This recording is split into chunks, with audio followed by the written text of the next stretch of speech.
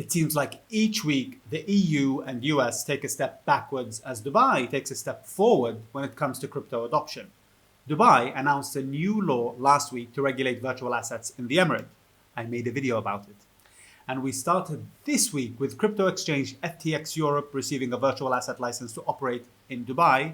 And now we just got the announcement that the world's largest exchange by volume, Binance, has been granted a license to conduct some operations in Dubai. Why is this important? What does this mean for business and regulation in the UAE? Where is the EU going wrong? And what is the US doing to try to catch up?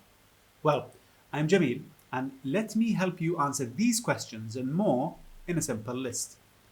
This is important because the sooner regulation and licensing is in place, the easier it will be for the country to let people pay with crypto, buy a coffee, send some money home, or buy a house, all using crypto and without getting scammed or blocked, and with transfer fees that are almost non-existent depending on the crypto you use. Okay, so how does the international community compare? Let's start with the EU. While the European Union wastes taxpayers' money and valuable time arguing about whether to ban a new technology, you should be aware that it's worth more in market cap than the top 20 European banks combined. Really?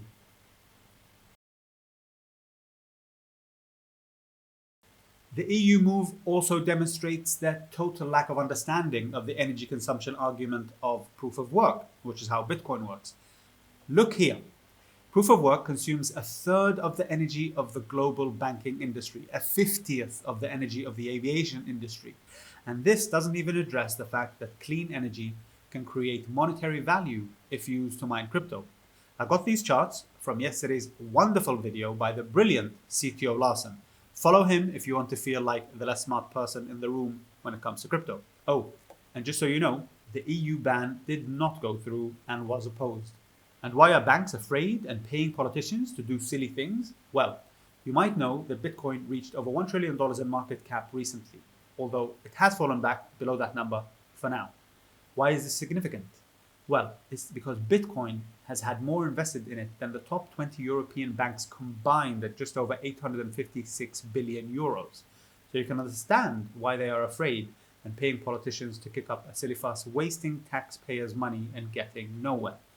Maybe it's because they don't understand the thing that they are fighting.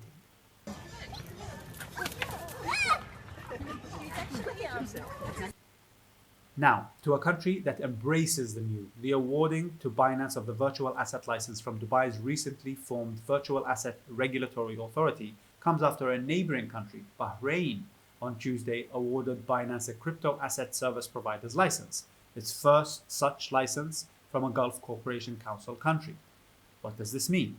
It means that Binance will be permitted to extend limited exchange products and services to pre-qualified investors and professional financial service providers.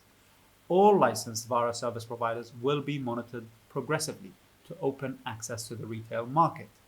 This is huge. It means that Dubai is making sure it gains from the tens of billions in daily trading volume that Binance makes every single day.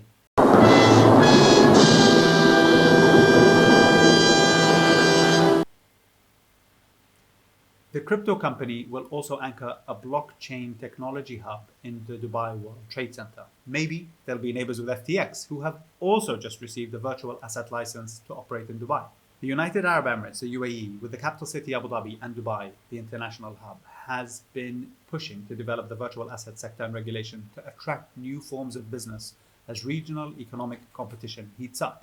What about US competition? Even with best efforts, the USA has some way to go if they want to catch up. President Joe Biden signed an executive order on cryptocurrency just last week, marking the first concrete steps by the White House to regulate cryptocurrency.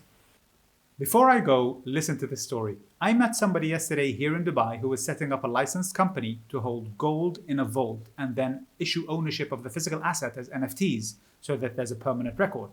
That is not the coolest part. The coolest part is that they said they'd booked 2 weeks in Dubai to try to catch some crypto events. And then they realized that there are 35 events on crypto and NFTs happening in Dubai in March. So maybe that is an indicator of how in Dubai and the UAE are in this space. Dubai. Come for a visit, stay for the crypto.